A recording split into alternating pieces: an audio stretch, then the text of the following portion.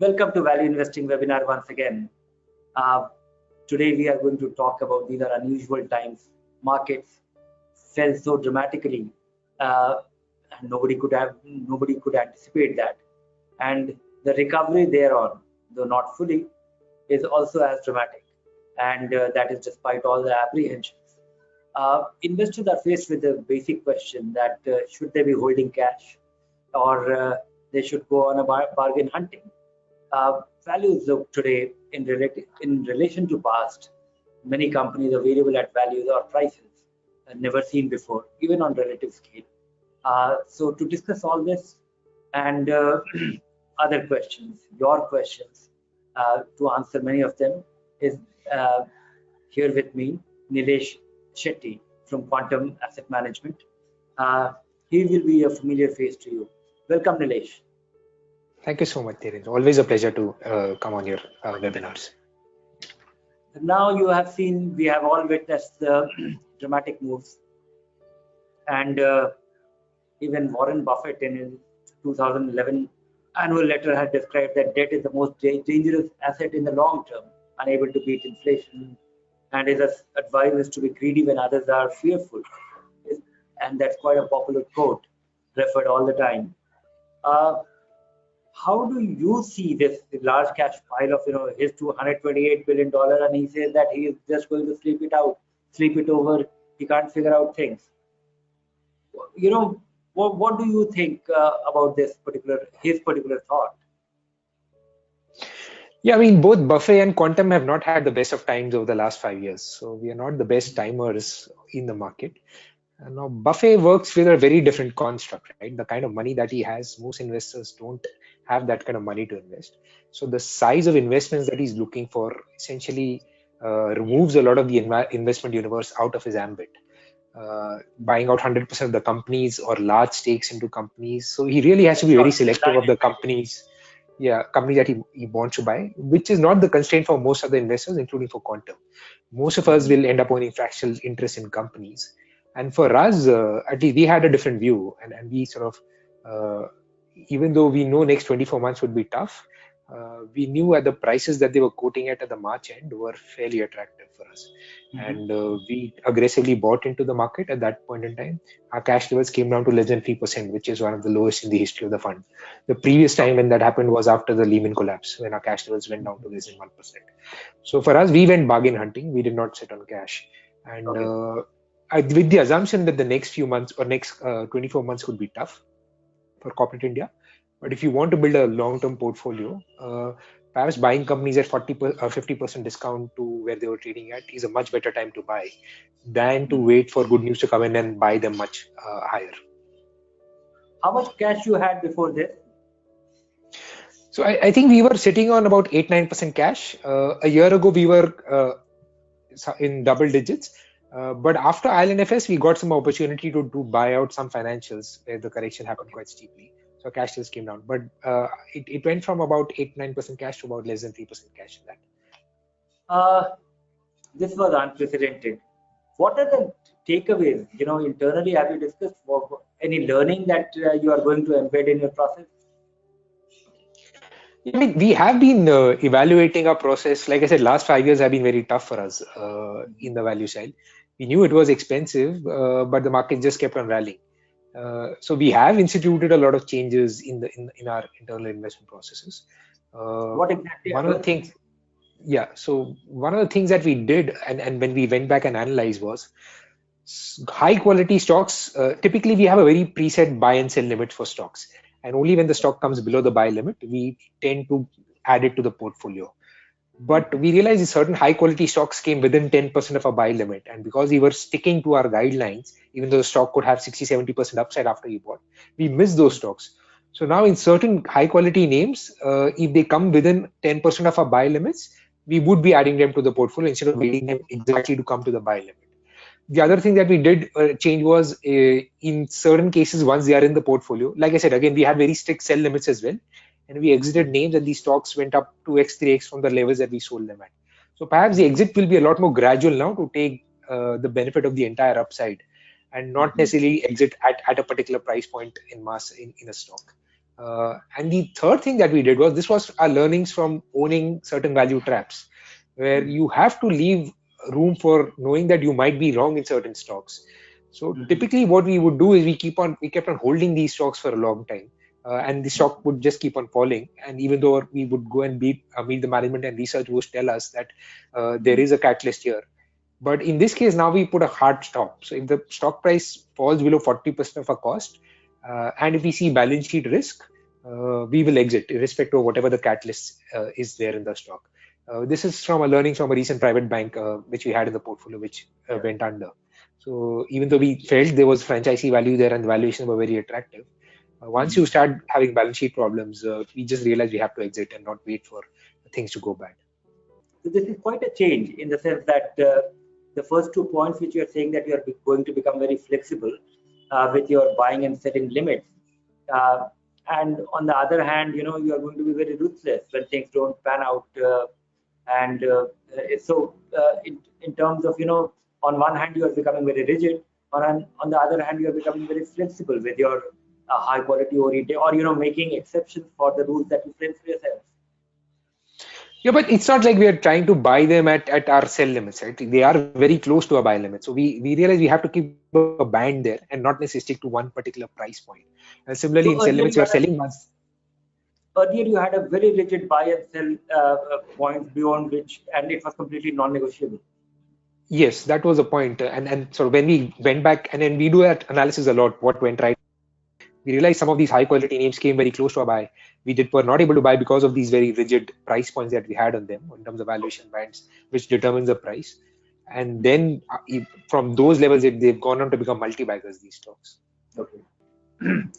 All right. So there is always a learning from the missed opportunity. Until now, the conventional wisdom advice has been to invest in equity for goals with a horizon of at least 5 years to 7 years. However, with investors, seeing the returns of the last 5 years getting wiped off, will the recent experience bring about some change in the outlook towards long-term equity investments, among both investors and yourselves? Yeah, I mean, the way the industry works, and you look at the flows particularly, most of the flows have come within last 5 years after sort of Mr. Modi came into power, and you had this Modi rally which came into the markets. And alternate asset classes were not doing that well, including real estate and fixed deposits rates were coming down. So equity was the only game in town, and people looking at trailing returns rushed in. So people who have come in that environment, and now when you look at your returns where you entered at a high point and then markets have collapsed, will be very, very disappointed with equities. But again, there is a long-term story which I don't dispute. As countries evolve, equities become a lot more important asset class in an investor's basket, which will happen.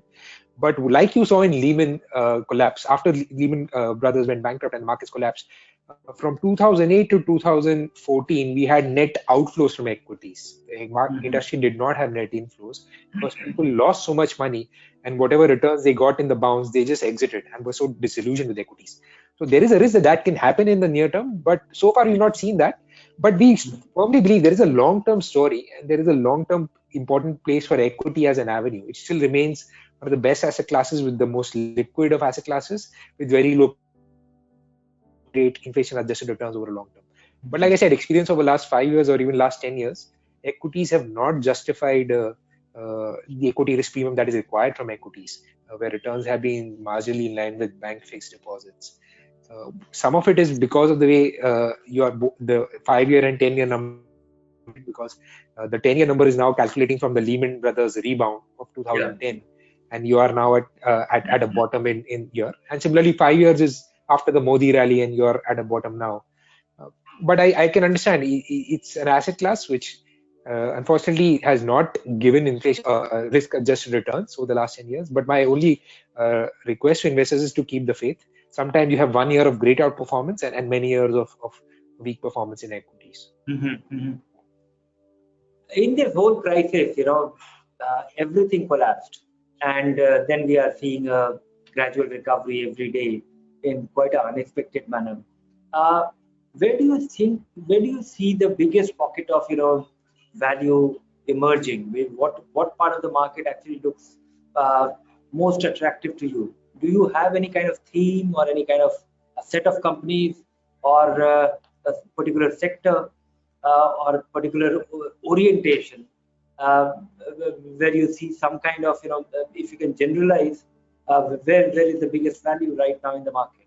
Yeah, I mean, given the environment and the lack of uncertainty, even on an existing portfolio, we did a certain basic analysis. In this environment, you don't want companies which cannot last a downturn. So what we did was we went back to all our portfolio companies, looked at the cash on books, looked at the fixed cost that they have to spend every month, and how many months of surviving ability do they have. Fortunately for us, most of the companies have fairly long surviving abilities. So if we felt any company was weak, we stripped them off the portfolio. And even when we are buying into the new names in the portfolio, this remains a criteria. You need companies who have enough cash on books to survive this downturn and a strong business model, because you understand what is going to happen is a lot of the weak players are going to exit, and the players that are going to remain will emerge a lot stronger once things normalize. So there is a penchant to stick to high quality names with very strong balance sheets whenever we add it to the portfolio, even the existing names of the portfolio. Other companies essentially would be value traps. You really need to be careful. Their prices could be down 60-70%, but they might not survive. So even if they are attractive in terms of valuations, we have not added them to the portfolio. Any kind of trend emerging out of this analysis? A particular sector or certain kind of companies or a certain region or anything? Or it is spread across? The hit will be across, but by and large, consumer discretionary items will be hit a lot more. Spending on discretionary items, including travel and tourism, will be a hit a lot more. What has surprised us is when we've interacted with a lot of companies over the last 3 years, it has not been as bad as people think. And there are two reasons for that. One is corporate India was anyway experiencing a downturn for the last few years. And most of them were focused on deleveraging their balance sheets and cleaning up cost excesses in their books. So most of them were fairly lean companies when this crisis hit. And the second is, even on the financial side, because of the impact that IL&FS had, most of the NBFCs are carrying fair amount of liquidity. So even when credit markets seized up, they were not impacted as much because they were carrying 8 months, 9 months of liquidity on their books. So in that sense, the timing has been a lot better for India, in the sense that companies have been able to handle it a lot better given the environment that they had experienced over the last 3-4 years. They were in far greater preparedness because of the earlier crisis. Yeah. Okay. Now I am moving on to the questions which our visitors have sent, and most of the questions are for Unilesh.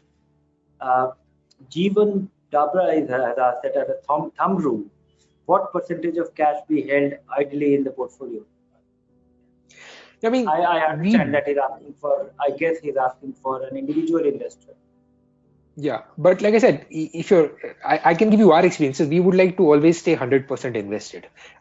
People have given us money to invest. We don't look at holding cash. The only reason that, and our basic criteria is very simple: good businesses with great managements and at a reasonable valuation. It is the third point which makes it a big struggle. You have enough great businesses there, but our valuations sometimes become a hindrance. And sometimes when we don't find companies at valuations that make sense, that is and if we've sold out of companies, that is a time when cash levels go up in the fund. On an average, our cash levels have been about 10% from the inception of the fund. It has been as high as 30% as well, and as low as less than 1%. So I don't have a number to give the investor. Ideally, for us, we would like to say 100% invested, but about 10% is what the average cash levels has been for us. Okay, I just have to, I would just like to add to your answer that from an individual point of view, for an individual, you should do your own contingency planning, that how much money you need to survive, and your vulnerabilities you understand best. How likely are you going to face losing your job, or what is the unlikelihood of losing a job? Your own circumstances, that what should be that emergency money, that contingency money. So circumstances can change from person to person, how many dependents you have and all that. So just figure it out yourself, and make sure that you have a non-negotiable allocation to cash, to the extent that if you are out of job or if you have no income for next 6 months or 1 year, depending on your own context, and you are the best person to judge. Uh, and have that money handy. Don't think of it in terms of an opportunity loss which is not deployed. So your cash allocation for most individuals, that plan is very customized. It is entirely dependent on you. Anand Jain has this question that value investing means buying the shares of a good company at a cheap price. However, in these turbulent times, most of us are sitting on 30 to 50% losses, uh, which was also assumed to be a cheap price. Was cheap. So what do we do now? Yeah, I mean, like Benjamin Graham said, you have to think of equity markets as a convenience. They are not, and as Warren Buffett says, they are not. They are meant to inform you, but not to instruct you. Having stock markets and getting day-to-day quotations is a convenience. It is not. You can choose to ignore it. What we do is generally, if we have bought into a stock, and if the stock price has fallen, first you have to understand what is the reason it's fallen. If it's a macro risk not specific to company, demand might slow down, you factor that in your valuations and then take a relook. Does this company still have the upside that you want from these companies? If it still has a fairly decent upside, we will add a lot more into the company and perhaps lower our cost of acquisition so that whenever the upside comes, we have a larger gain that we make. But if there is some company specific issues and things look very dramatically different for this company in the future, even though if they're 40% lower, you exit. At least that has been you don't fall in love with an investment. And it is a very painful thing to admit that you have been wrong in this company, and perhaps the better thing to do would be to exit. So a very simple rule is, if it's a great company, you think long-term business outlook is okay, and that same company now is available at 40% lower, you just add to your portfolio if you have spare cash available. Sambaran Mitra is asking a very interesting question, and it is very specific to you, that Quantum Mutual Fund has launched ESG fund rather than having your long-term equity fund with a long history compliant with that. So can you give example that belong to your long-term equity fund, but it is not part of ESG? Yeah, so to give you a background of why we launched the ESG fund, it essentially comes from our parents' exposure to managing a lot of pension money and endowment money and the trends that we are seeing in the West. It has become very mainstream in the West, where investors are saying, I don't want companies in the portfolio which are not ESG compliant. In India, it's still a nascent trend, but we expect even that to happen in India. Now, the difference between the ESG fund and the quantum long-term equity fund is, it's not that we will be buying companies which are non-ESG compliant, but we are highly focused on valuations, while they are not. They have a simple benchmark of ranking companies on ESG scores, and the simple strategy there is, if you buy the best company on ESG scores, over the long term they will do well. While for us, we are fairly obsessed about valuation, so it might be the best ESG company, but valuations are expensive for us. We will not have it in the portfolio. At some point, which is so far we've not integrated into the portfolio, they might have a threshold on emissions or carbon emissions, and we might not. So we might believe, say, NTPC and Coal India are compliant with local regulations. They're not doing breaking local regulations, and we might be happy to own them if they are 8-9% dividend yield. But the ESG fund might want them to be compliant with global regulations and say, no, unless they are in line with global regulations, we will not be investing in them. So there could be some differences that might crop up. But like I said, they have a very large portfolio of companies, while we have a very small portfolio, and the major difference is that we will look at valuations and they don't look at valuations. Okay. Jaydeep Rayala is asking that I've been investing for some time in value contra funds, value/contra funds, but don't see any gains yet. Is value investing dead? Yeah, I mean, last decade has not been kind for value investing. I mean, the previous decade was for value investing. Right? Value investing from 2000 to 2010 outperformed the growth style by a large margin. And this is not unique to India. It's just across the world that has been the trend, where a lot of central banker liquidity has come in, and select stocks which are showing growth, money has flown to them, which value managers will struggle to have it in the portfolio given where valuations are. I mean, these things happen in phases. I don't know whether the next cycle again belongs to value. But at least our advice to always to all the investors have been have a diversified portfolio. You don't want to have all your Sure. eggs in one basket. The style itself is a very simple style where you want to buy companies at a discount. You might want to have 20% there, and the other 4, 5 other funds reflecting different styles. So if one is not doing well, the others will do well for you. Nilesh, I would just like to add, I'm curious to know about one particular thing.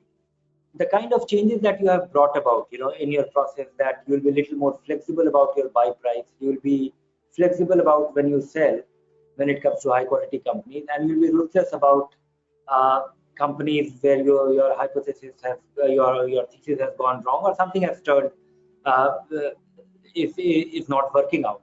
The value traps, and you'll be ruthless about getting rid of them in your portfolio. If you had these flexibilities 5 years ago, uh, how different would have been your performance? Yeah, I mean, some of the names that I think we would have still underperformed, but some of the names which we could have bought perhaps would have reduced the underperformance. I Okay. mean, some of the names which have very large weights in the index, where we believe there are corporate governance risks, we will still never own them. Mhm. But they were one of the big reasons for our underperformance. But Okay. some high quality names which came in very close, perhaps they would have reduced the underperformance. I doubt we would have outperformed still. But yes, and the underperformance would have come down a lot. Underperformance would have been. Uh, okay. Now, Alok Arya is asking that majority of the ELSS funds, when invested through SIP, are performing are in the negative in the last 1 or 2 years. I would like to know better tax saving avenues since these are investments that everyone makes under compulsion. Uh, I would like to urge Alok Arya that keep the faith. 1 or 2 years doesn't matter because your money is locked in for 3 years anyway, and continue your SIP because you're getting an opportunity to buy it lower, and have a 5 year time frame. Also, we are comparing in a period when fixed income return has been relatively higher. Now the return on your guaranteed returns, tax saving avenues will be far lower. PPF returns will come down. Uh, all the other deposit rates have come down, and they will come down even further. So I think in future, if you are holding for next 2 3 years, I'm confident that regular investing in ELSS on any 5 year period will beat fixed income. That is my expectation. So keep the faith and use this as an opportunity. There will be a reward for having this patience. Tarun is asking that is it the right time to switch from one mutual fund scheme which is currently in loss and consistently underperforming the benchmark to other schemes through lump sum, moving it at one shot? And what rate of return should we expect from mutual fund in the coming 5 to 10 years? Your thoughts, Nilesh? No, like I said, our advice has always been to have a basket of mutual funds representing different styles. If you try and switch from a style which is underperforming to a style which is outperforming based on trading returns, there is a high risk that again you'll get stuck in a style whose underperformance is about to start. So instead of trying to rotate into styles based on trailing returns, perhaps just having a basket of different styles in your investment horizon, uh, low cost direct plans, and then just ensuring that these fund managers sticking to their style and not diverting from their style, perhaps will be a lot more useful than trying to switch into different mutual funds all the time. Okay, here is a very question from a very disappointed investor. Vijay Amrit Raj is asking that I started investing in stocks starting January 2018 and have been doing so every month. Since then, my investment has never been positive. Now I am net minus 14% down from my investment values. I also have a home loan EMI. What do you suggest? I conserve cash, pay my home loan first, invest more in equity.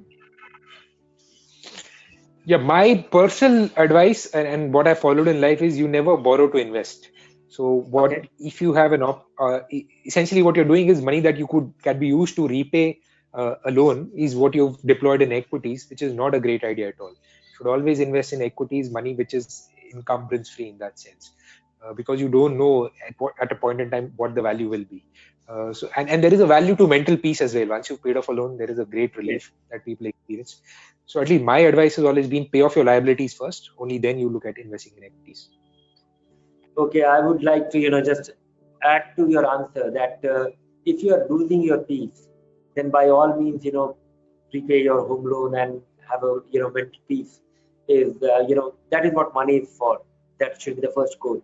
But besides that, I normally discourage anybody to borrow and invest, and that is not a desirable thing. But home loan is the only thing which can be justified in a limited way, because this is a long-term liability and it is structured into your income.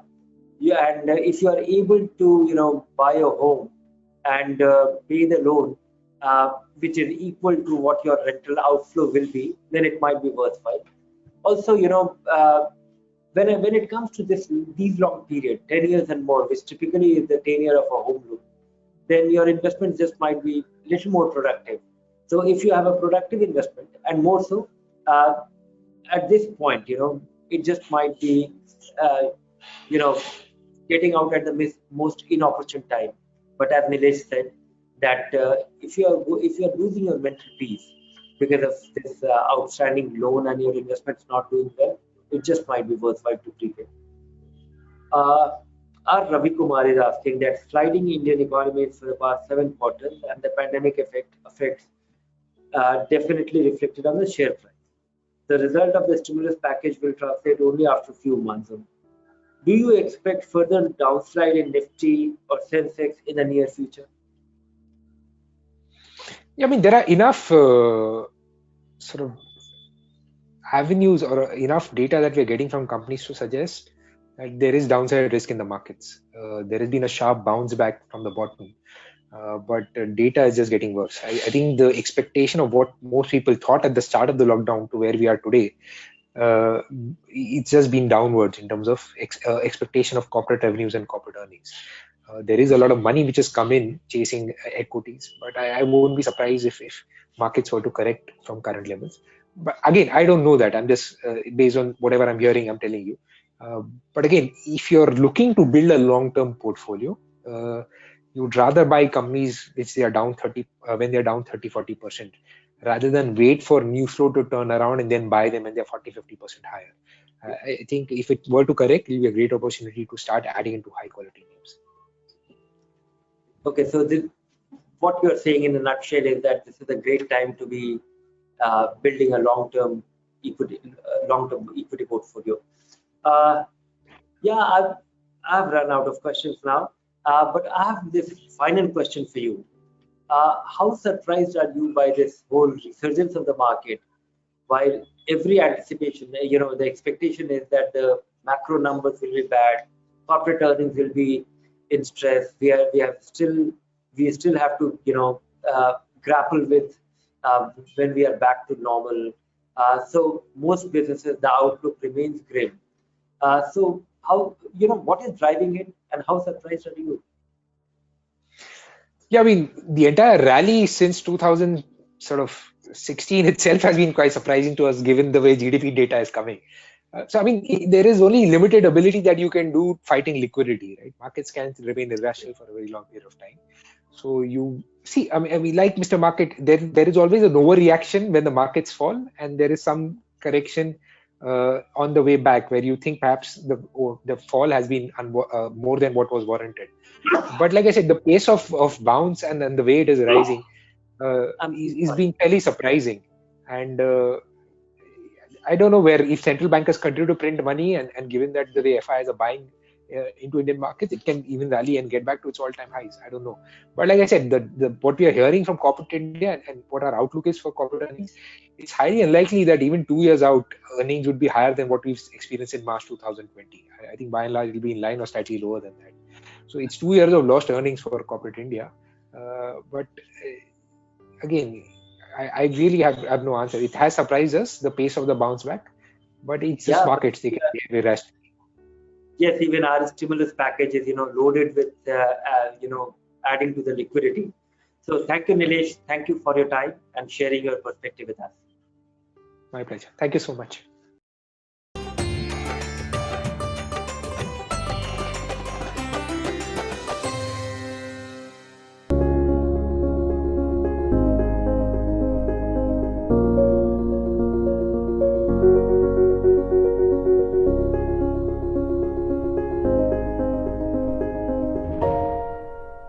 Mutual fund investments are subject to market risks. Read all scheme-related documents carefully.